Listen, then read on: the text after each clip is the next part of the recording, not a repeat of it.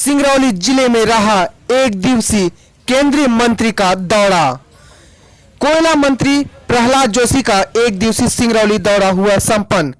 घरेलू कोयला में से बिजली उत्पादन में 24% बढ़ोतरी हुई है, जबकि आयात में 30% की कमी आई है।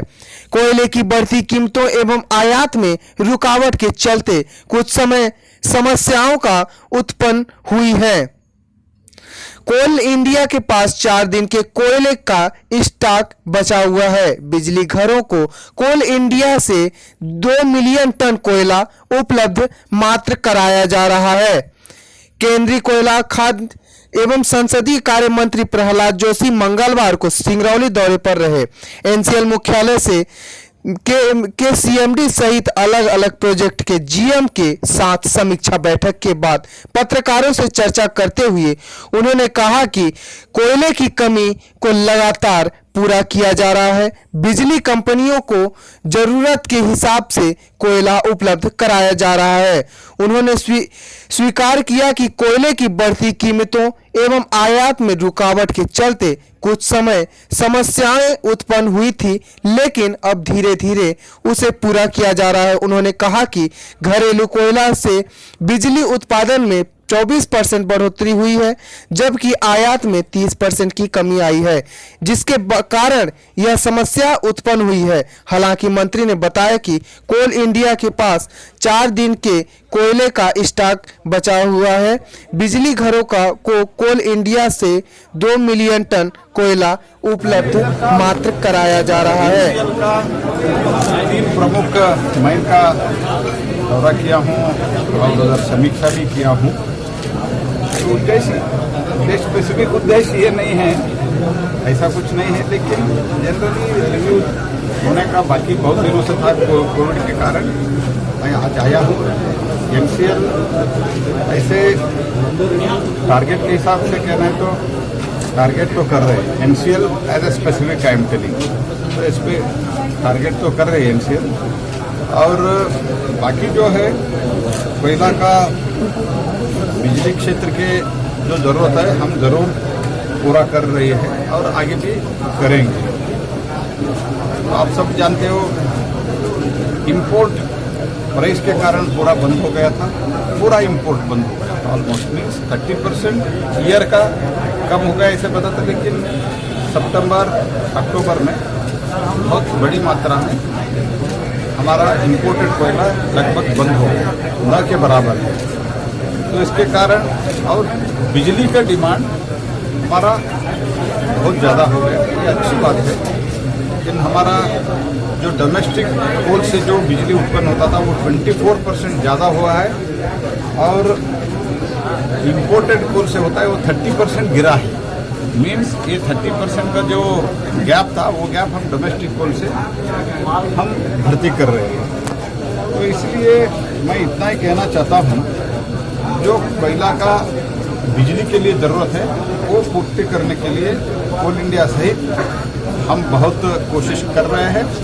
और आज के दिन में 4 दिन का स्टॉक है, और स्टॉक थोड़े थोड़े, मैं ये नहीं बता रहा हूँ कि बहुत ज़्यादा बढ़ गया है, लेकिन थोड़े थोड़े बढ़ रहा है। अभी पहले 7.2 7.3 था, आज के दिन में 7.5 मिलियन टन जनकोस में स्टॉक है।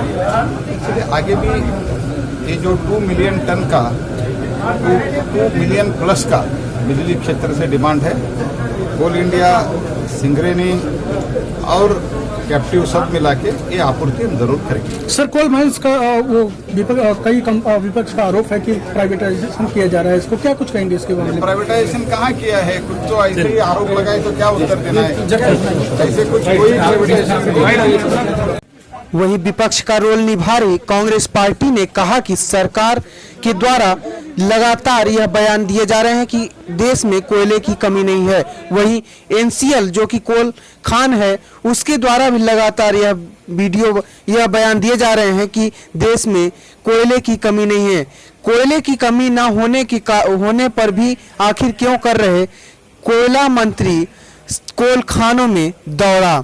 कांग्रेस नेता सीपी शुक्ला ने बताया कि जो कोयला मंत्री का दौरा कोल खानों में हो रहा है, इससे सीपी शुक्ला ने कहा कि देश में अडानी कंपनी का व्यापार बढ़ाने के लिए पब्लिक सेक्टर में काम कर रही एनसीएल कंपनी को अदानी को बेचने के लिए कोयला मंत्री का दौरा कोल खानों में लगातार हो रहा है। कांग्रेस नेता ने विस्थापित परिवार की मांगों को लेकर मंत्री प्रहलाद जोशी को दिए आवेदन। हम आपको बता दें, एनसीएल के विस्थापित परिवारों को की मांगों को लेकर के कोयला मंत्री प्रहलाद जोशी को कांग्रेस नेताओं ने मिलकर आवेदन दिए एवं विस्थापित परिवारों को समस्याओं के बारे में अवगत कराया। कोयला मंत्री का सिंगरौली का दौरा है, क्या कुछ कहेंगे? कांग्रेस पार्टी यहाँ पर प्रतिनिधिमंडल बहुत सारे लोग आए हैं, क्या कुछ कहेंगे इस पूरे मामले में? आज देश की पूरी मीडिया संस्थान कह रही है कि देश में कोयले की कमी है, बहुत सारे पावर प्रोजेक्ट जो है बंद होने की कगार पर हैं, जबकि सरकार कह रही है कि कोयले की कमी नहीं है, एनसीएल कह रहा है कोयले की कमी नहीं है। फिर कोयला मंत्री का दौरा कोयला खानों में एनसीएल में क्यों हो रहा है? छत्तीसगढ़ में भी पिछले दिनों ये दौरा करने गए थे। यदि कोयले की कमी नहीं है तो फिर दौरा क्यों कर रहे हैं? इसके दो पहलू हैं, या तो इन सरकारी संस्थानों को मोदी सरकार की बेचने की तैयारी है कि इनको बेच करके घाटा दिखा करके इन संस्थानों को बेच दिया जाए, कोयला क्राइसिस दिखा करके देश में बिजली के दाम में और कोयले की कीमतों में बढ़ाए जाने की प्लानिंग ये लोग कर रहे हैं। दूसरी बात यह है कि जो अदानी का कोयला ऑस्ट्रेलिया में जो चालू हो गया है उसको इंडिया में ला करके व्यापार को उसको बढ़ाना है, जबकि कोयले की कोई कमी नहीं। इसके पहले 70 सालों में देश में कोयले की कमी नहीं हुई, हमारे देश में सबसे ज़्यादा कोयले का उत्पादन हो रहा है। फिर मंत्री जी का सिर्फ दौरा सरकारी संस्थानों को नुकसान पहुंचाने का है। आप लोग क्या मांग हैं? हम लोग यहाँ विशेष तौर पे विस्थापितों की मांग को लेकर के आए हैं। एनसीएल द्वारा जो विस्थापित हुए हैं, मिड़ौली, अमलोरी, आसपास के गोरबी चारों तरफ के लोग हैं, उनकी कई समस्याएं हैं। उन समस्याओं को लेकर के मंत्री जी से मिलने आए हैं और उनकी मांग को रखा गया है। यहाँ पे जितनी ओबी कंपनियां काम कर रही हैं वहाँ पे बेरोजगारों, स्थानीय लोगों को, जो मूल निवासी हैं, उनको नौकरी नहीं दिया जा रहा है, सिर्फ बाहर के लोगों की भर्तियां की जा रही हैं और वो भी पैसे लेकर के भर्ती की जा रही है। तो आखिर ये कौन लोग हैं, इस पर ये लोग क्यों रोक नहीं लगा पा रहे हैं? आज भारतीय जनता पार्टी की सरकार मध्य प्रदेश में है, केंद्र में भी है, फिर भी इसके बावजूद भ्रष्टाचार चरम सीमा पर है। हर विभाग में बिना पैसे दिए काम नहीं हो रहे हैं, भ्रष्टाचार लगातार बढ़ रहे हैं और सरकारें इस पर लगाम लगाने में पूरी तरह से नाकाम है। उसी का नतीजा है कि आज हमारे सिंगरौली जिले का युवा बेरोजगार है, किसान बुरी तरह से प्रभावित है। एक कोल ब्लॉक आप देख रहे होंगे कि एपीएमडीसी जो सुलेरी कोल ब्लॉक भारत सरकार द्वारा आवंटित किया गया है, वहां पर किसानों को बिना पेमेंट किए ही काम चालू कर दिया गया है। इसको लेकर भी हम लोग प्रतिनिधिमंडल मेरा कांग्रेस का मंत्री जी से मिलेगा और अपनी बात रखेगा।